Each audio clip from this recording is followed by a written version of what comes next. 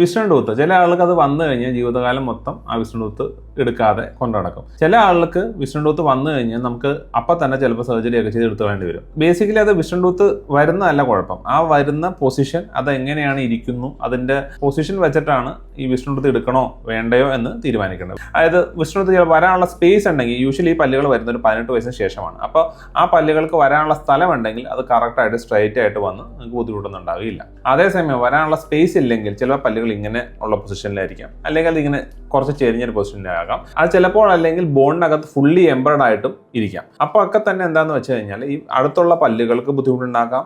അതല്ലെങ്കിൽ ആ പല്ലിൻ്റെ അവിടെ ഭക്ഷണം കടന്നിരുന്ന് അതിന് ഇൻഫെക്ഷൻ വന്ന് പെയിന് കുഴപ്പമുണ്ടാക്കാം. ഇനി അതല്ല, ചില കാര്യങ്ങളിൽ ഈ പറഞ്ഞ പോലെ പല്ലുകൾ ഫുള്ളി ബോണിനകത്ത് ഇമ്പാക്റ്റഡ് ആയിട്ട് ഇരുന്ന് കഴിഞ്ഞാൽ നമുക്ക് ഡെന്റിജറസ് സിസ്റ്റ് പോലുള്ള സിസ്റ്റുകൾ ഉണ്ടാക്കാം. ആ വിസ്ഡം ടൂത്തുകളൊക്കെ നമ്മൾ എടുത്ത് കളയേണ്ടതാണ്. അപ്പോൾ വിസ്ഡം ടൂത്തിന്റെ സർജറി പേടിച്ച് പല്ലുകൾ എടുക്കാതിരിക്കുകയല്ല ചെയ്യേണ്ടത്. നിങ്ങൾ വിസ്ഡം ടൂത്ത് വന്നിട്ടില്ല എങ്കിലും ഒരു 18-21 വയസ്സ് കഴിഞ്ഞവർ അത് എക്സ്റേ എടുത്ത് പ്രോപ്പർലി ഇവാലുവേറ്റ് ചെയ്ത് നോക്കുക. അങ്ങനെ ഇവാലുവേറ്റ് ചെയ്ത് കഴിഞ്ഞതിന് ശേഷം നിങ്ങളൊരു സർജനെ കണ്ട് അതിന്റെ പൊസിഷൻ കറക്റ്റ് അല്ല എങ്കിൽ നിങ്ങൾക്ക് അതൊരു സിമ്പിൾ സർജറിയിലൂടെ ആ പല്ലുകൾ എടുത്ത് കളയാവുന്നതാണ്. അതല്ലാതെ സർജറി പേടിച്ച് നിങ്ങൾ ആ പല്ലുകൾ എടുത്ത് കളയാതിരിക്കരുത്.